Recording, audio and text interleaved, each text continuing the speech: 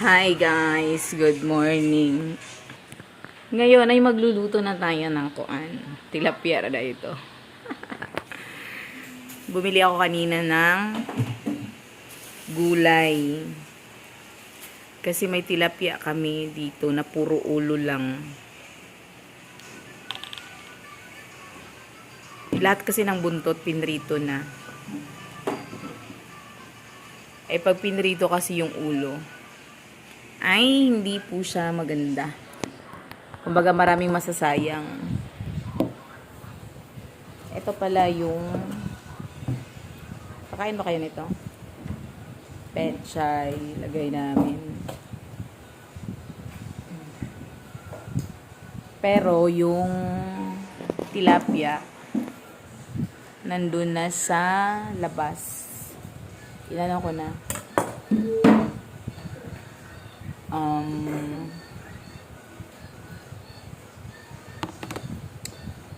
Nilabas ko na kaninang umaga kasi yun talagang gusto kong kainin. At yun na lang din pala ang ulam namin.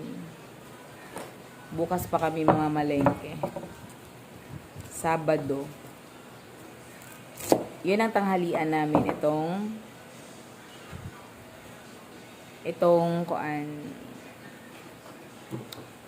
parang tinula lang siya style.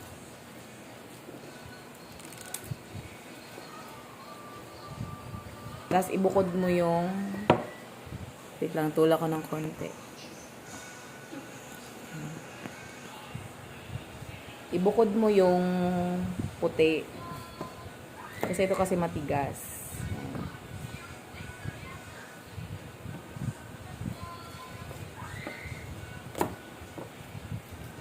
Ito yung pinakamasipag na anak. Yung nagwawalis. Tatlo pala yung anak ko. Pinakamatanda si Rain. Hindi naman sobrang tanda Hindi pa siya nagsusungkod. Ano pa siya? 16. 15 ka pala ngayon, di ba? 15 years old pa lang siya. Tapos yung pangalawa, 14 ba yun? Hindi ko natanda yung mga anak ko. Hailey, ilang taon ka na? 12. At saka 12. Nung maliliit sila para akong alam nyo yon yung pusa, anak ng anak. 1.8 lang yung gap nila. Pero okay lang din naman kasi nung lumaki sila sabay-sabay na silang malaki. Merong sumusunod agad, merong hindi, merong nagsi-cellphone lang, ganyan. Ganyan lang ang life. Pero katagalan naman, mag-mature naman yan sila. Hindi lang kasi to katulad sa mga panahon ko na isang sigaw, isang takbo, isang taranta. Etong mga to, hindi to natataranta. Mild lang. Mild lang ang kanilang taranta. So, ito pala ngayon. Yan, hindi ko nanudlay di ay.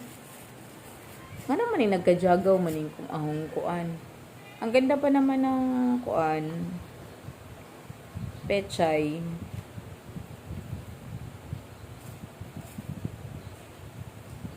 Maulan pa lang panahon ngayon dito. Friday, walang pasok. Dito sa Luzon, walang pasok. Kasi mabagyo po dito. Maulan lang po siya. Sa Luzon po kasi ay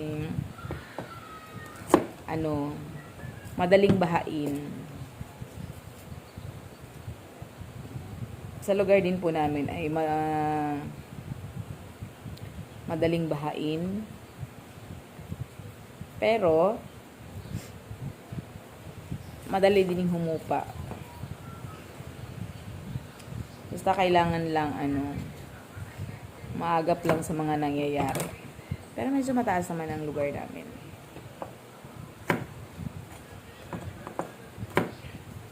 Tapos bumili na rin ako ng mga gulay kanina.